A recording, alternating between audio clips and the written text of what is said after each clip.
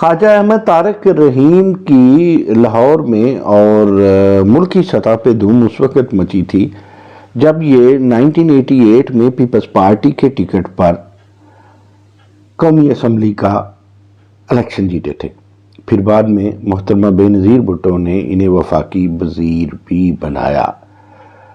یہ Peoples party کو چھوڑ گئے تھے اور اسٹیبلشمنٹ سے ہمیشہ سے ہی ان کا تعلق اچھا اسٹیبلش رہا۔ اسٹیبلش ہی کی اشیر بات پہ یہ ماضی میں پنجاب کے گورنر بھی رہے اور علاوہ بری انہوں نے پیپلز پارٹی کو چھوڑ بھی دیا، گویا کچھ حلقے انہیں پیپلز پارٹی کے بے وفاؤں میں شامل کرتے ہیں۔ خواجہ احمد طارق رحیم ایچسونین ہیں اور ان کے فادر بیوروکریسی سے ان کا تعلق رہا ہے، لیکن ان دنوں خواجہ احمد طارق رحیم اور سابق چیف جسٹس ثاقب نثار کی باتیں زبان زدِ خاص و عام ہیں۔ اس سے پہلے ایک آڈیو لیک ہوتی ہے، میں عرض کرتا چلوں کہ کوئی آڈیو لیک ہو یا ویڈیو لیک ہو، میں اسے تہذیب کے دائرے سے باہر سمجھتا ہوں اور سیاست میں خدمت کے عنصر کو ختم کرنے اور سیاست کو آلودہ کرنے کی ایک وجہ سمجھتا ہوں۔ لیکن کیا کریں، پاکستان کی سیاست میں ماضی سے بھٹو دور سے لے کے ضیاء میں یہ عروج پایا اور بعد میں بھی آج تک فائلیں بنتی ہیں، ایجنسیاں فائلیں بناتی ہیں، ایجنسیاں اپنے بندوں کو جتواتی ہیں اور ایجنسیوں کے بندے ہر پارٹی میں ہوتے ہیں۔ یہ کوڑ کی کاشت اس قدر بڑھ چکی ہے کہ آپ کو ہر پارٹی میں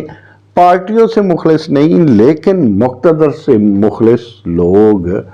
بہت ملیں گے، تیرگی میں دیکھنے کو چشمے بینا چاہیے۔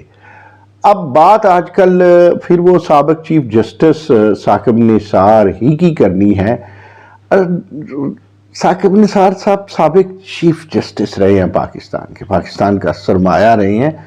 بڑا نام رہے ہیں اور chief justice of supreme court رہنا کوئی خالہ جی کا واڑا نہیں ہے۔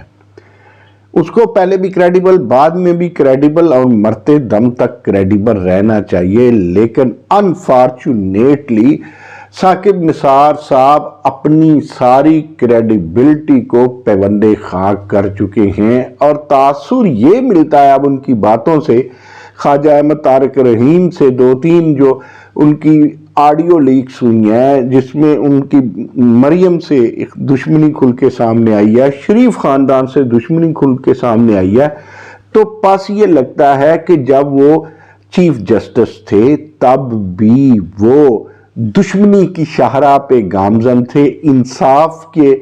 راستے پر نہ تھے، ان کی راہیں جسٹس والی نہ تھیں بلکہ شریف دشمنی والی تھیں۔ اب آپ دیکھیے جنہوں نے بڑی تقویت پہنچائی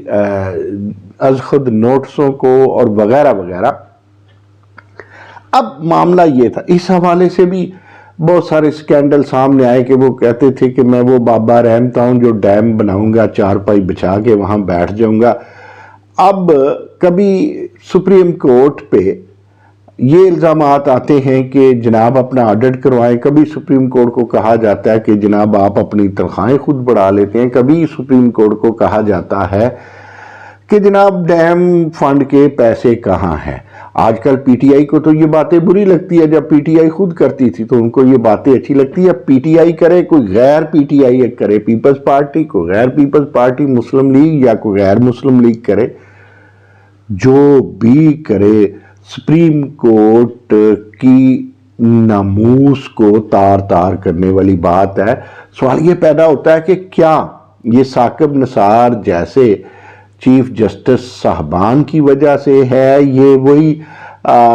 جسٹس منیر کی وجہ سے ہے، جسٹس ارشاد حسن کی وجہ سے ہے، یہ ان لوگوں کی وجہ سے ہے جو کبھی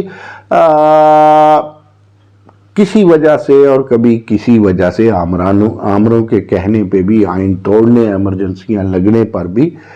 حلف اٹھا لیتے ہیں۔ PCO میں بھی حلف اٹھا لیتے ہیں، لیکن یہ آج کا موضوع نہیں ہے۔ آج کا موضوع یہ ہے کہ ثاقب نثار کیوں اتنے زہریلے، چلے خواجہ احمد طارق رحیم یا ان کی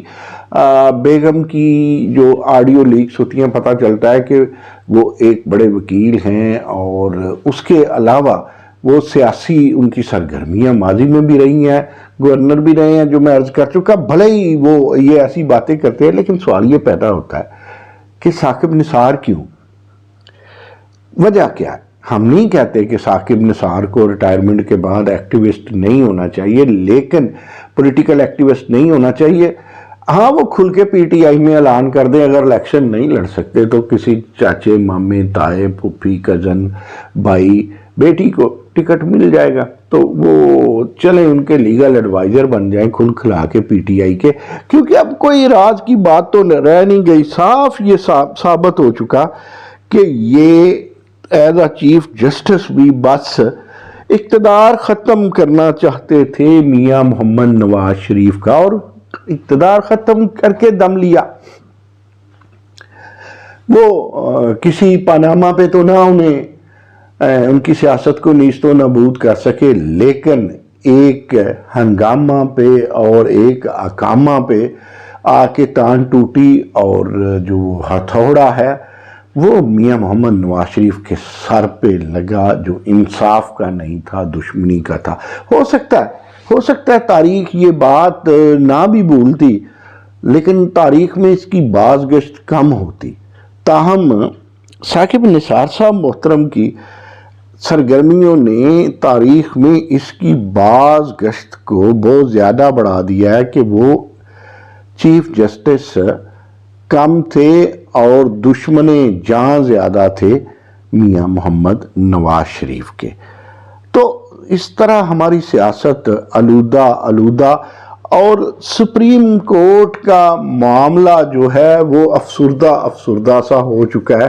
ہم یہ نہیں کہتے کہ ہمارے چیف جسٹس صاحب موجودہ بنیال صاحب کیا کر رہے ہیں کیا نہیں کر رہے، لیکن یہ ثاقب نثاران جتنے بھی ہیں اگر وہ اس طرح کریں گے تو پھر ہمارے پاکستان پہ، آئین پہ، سپریم کورٹ پہ، جمہوریت پہ، قانون پہ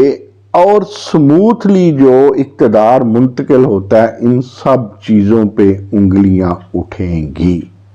کریڈیبل لوگوں کو۔ اور جو محب وطن لوگ ہیں انہیں خاموشی بھی کبھی اختیار کرنی چاہیے، کہ وہ کہتے ہیں نا خاموشی بھی ایک طرز گفتگو ہے۔ دوستو،